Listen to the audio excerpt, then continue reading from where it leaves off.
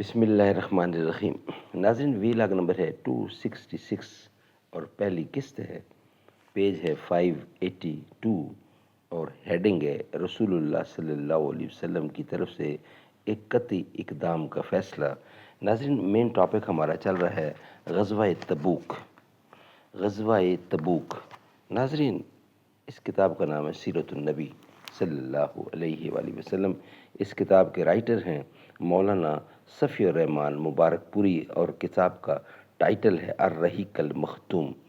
اس کتاب کے رائٹر مولانا صفی الرحمان مبارک پوری اور یہ کتاب سیرت النبی پر صلی اللہ علیہ وسلم پر دنیا بھر میں اول انعام یافتہ یہ کتاب ہے الرحیق المختوم۔ نحمدہ ونصلی علی رسولہ الکریم، بسم اللہ الرحمن الرحیم۔ ہم کو مٹا سکے یہ زمانے میں دم نہیں، ہم سے زمانہ ہے زمانے سے ہم نہیں۔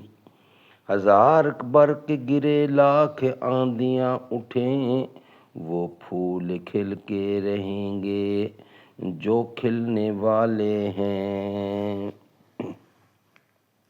رسول اللہ صلی اللہ علیہ وسلم کی طرف سے ایک قطعی اقدام کا فیصلہ، یہ اسی کا ہیڈنگ، یعنی غزوہ تبوک کا یہ سب ہیڈنگ ہے۔ لیکن رسول اللہ صلی اللہ علیہ وسلم حالات و تغیرات کا مطالعہ کہیں زیادہ وقت نظر سے فرما رہے تھے۔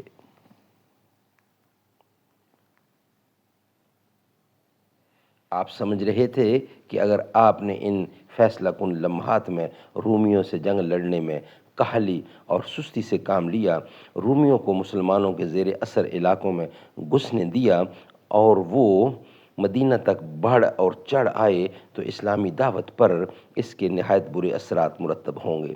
مسلمانوں کی فوجی ساکھ اکھڑ جائے گی اور وہ جاہلیت جو جنگ حنین میں کاری ضرب لگنے کے بعد آخری دم توڑ رہی ہے دوبارہ زندہ ہو جائے گی، اور منافقین جو مسلمانوں پر گردش زمانے کا انتظار کر رہے ہیں اور ابو عامر فاسق کے ذریعہ شاہ روم سے رابطہ قائم کیے ہوئے ہیں، پیچھے سے عین اس وقت مسلمانوں کے شکم میں خنجر گھونپ دیں گے جب آگے سے رومیوں کا ریلا ان پر خون خوار حملہ کر رہا ہوگا۔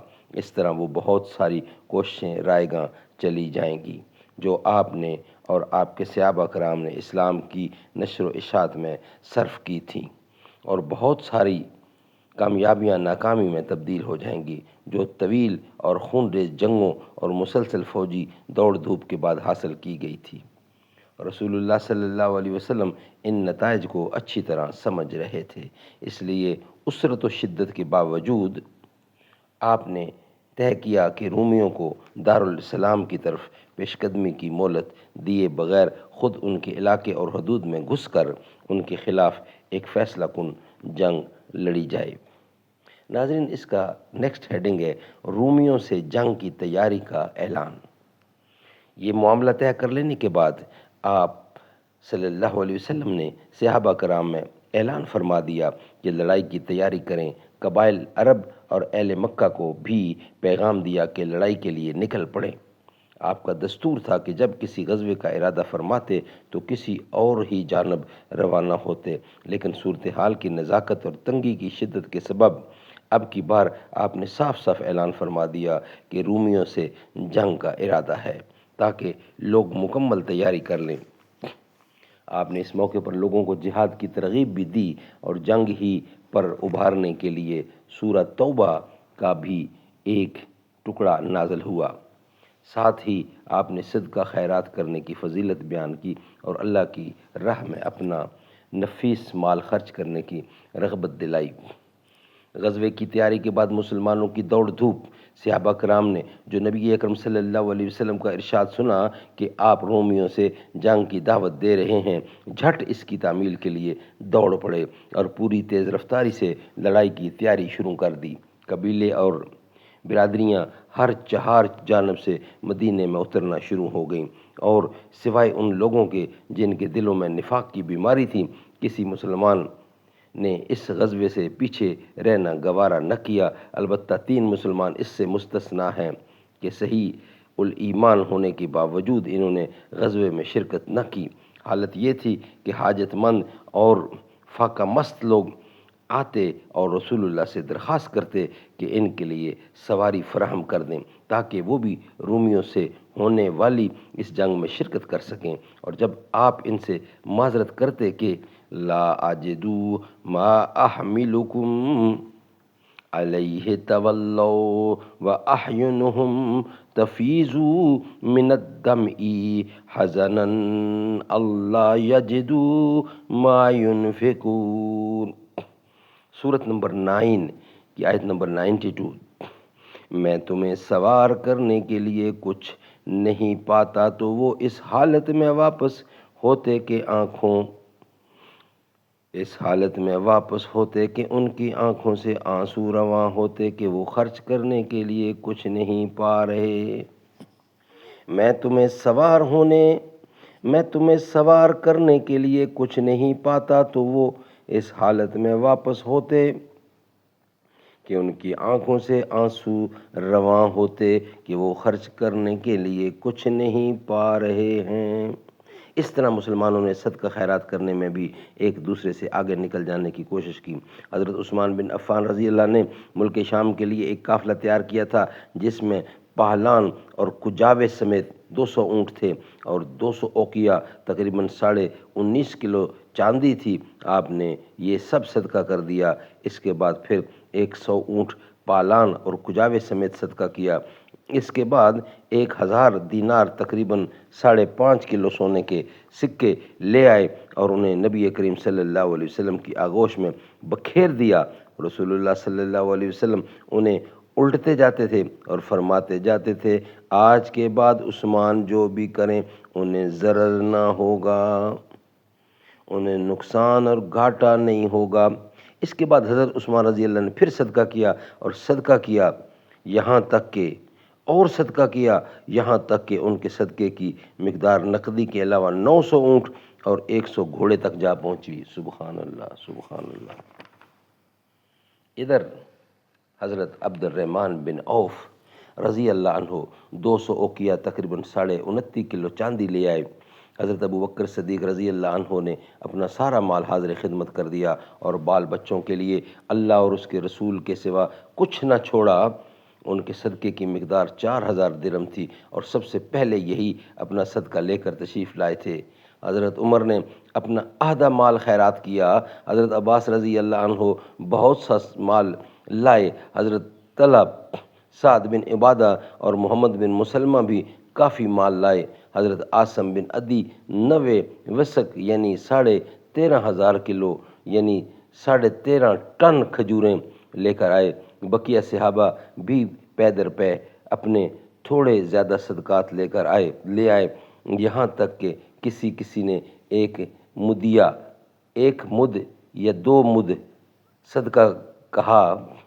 صدقہ کیا کہ وہ اس سے زیادہ کی طاقت نہیں رکھتے۔ عورتوں نے بھی ہار، بازو بند، پانزیب، بالی اور انگوٹھی وغیرہ جو کچھ ہو سکا آپ کی خدمت میں بھیجا۔ کسی نے بھی اپنا ہاتھ نہ روکا اور بخل سے کام نہ لیا۔ صرف منافقین تھے جو صدقات میں بڑھ چڑھ کر حصہ لینے والوں پر طعنہ زنی کرتے تھے کہ یہ ریاکار ہیں، اور جن کے پاس اپنی مشقت کے سوا کچھ نہ تھا ان کا مذاق اڑاتے تھے کہ یہ 1-2 مد کھجوروں سے کیسر کی مملکت فتح کرنے اٹھے ہیں، یہ مذاق کرتے تھے۔ ناظرین، اسی کا نیکسٹ ہیڈنگ ہے اسلامی لشکر تبوک کی راہ میں۔ ناظرین، اس دھام جوش و خروش اور بھاگ دوڑ کے نتیجے میں لشکر تیار ہو گیا تو رسول اللہ صلی اللہ علیہ وسلم نے حضرت محمد بن مسلمہ کو اور کہا جاتا ہے کہ صبا بن عرفتہ کو مدینے کا گورنر بنا دیا اور حضرت علی بن ابی طالب کو اپنے اہل و عیال کی دیکھ بھال کے لیے مدینہ ہی میں رہنے کا حکم دیا۔ لیکن منافقین نے ان پر طعنہ زنی کی، اس لیے وہ مدینے سے نکل پڑے اور رسول اللہ سے جا لاحق ہوئے۔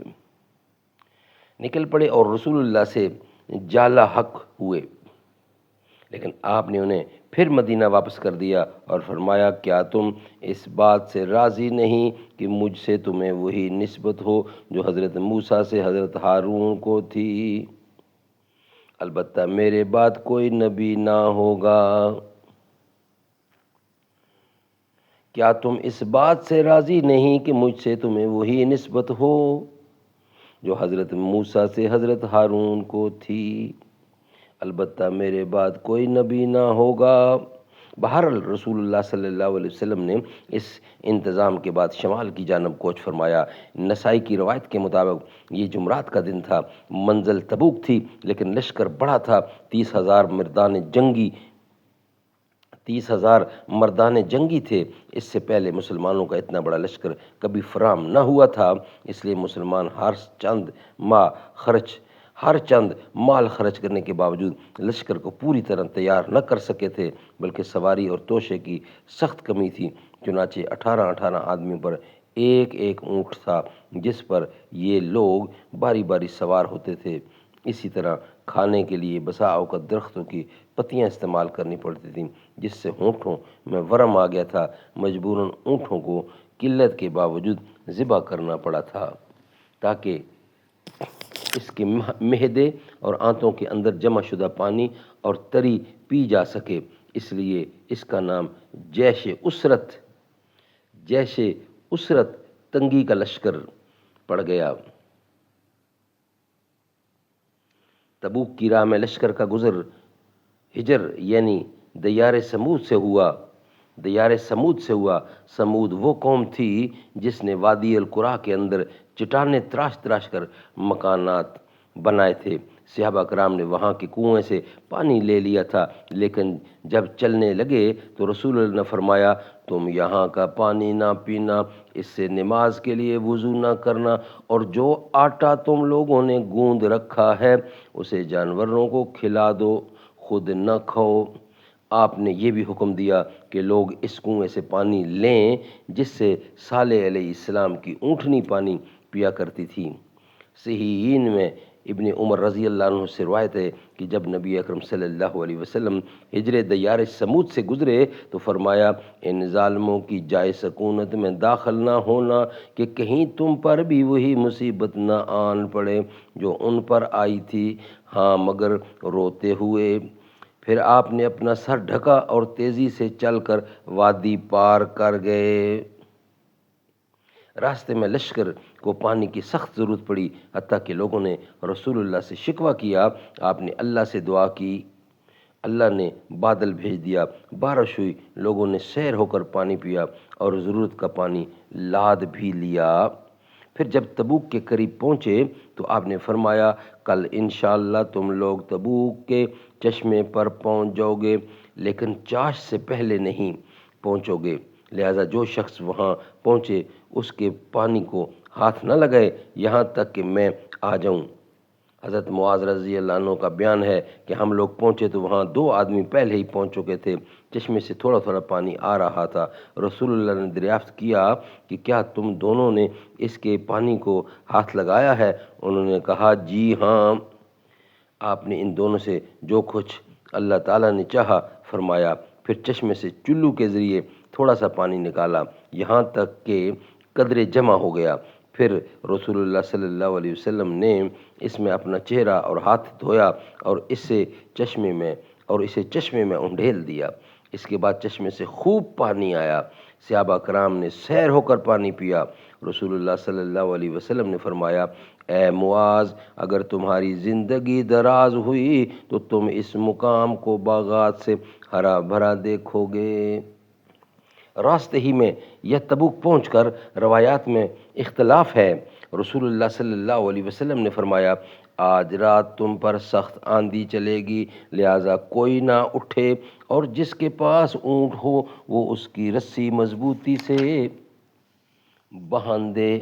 چنانچہ سخت آندھی چلی، ایک شخص کھڑا ہو گیا تو آندھی نے اسے اڑا کر تئی کی 2 پہاڑیوں کے پاس پھینک دیا۔ راستے میں رسول اللہ صلی اللہ علیہ وسلم کا معمول تھا کہ آپ ظہر اور عصر کی نماز اکٹھی اور مغرب اور عشاء کی نماز اکٹھی پڑھتے تھے، جمع تقدیم بھی کرتے تھے اور جمع تاخیر بھی۔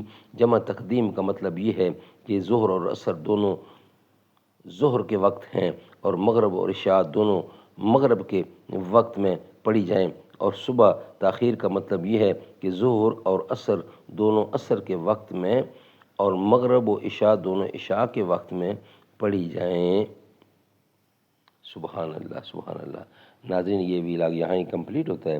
نیکسٹ ویلاگ کا ہمارا ہیڈنگ ہوگا اسلامی لشکر تبوک میں، وہ ہم آپ کے سامنے رکھیں گے نیکسٹ ویلاگ کی صورت میں۔ بروز محشر شفیع امت پیاس سب کی بجھا رہے ہیں، حبیب رب ہی خدا سے بخشش کرا کے جنت دلا رہے ہیں۔ حضور جس دم جہاں میں آئے، خوشی سے ہر ایک یہ گیت گائے، سوائے ابلیس کے سبھی تو گھروں میں جھنڈے لگا رہے ہیں۔ وہ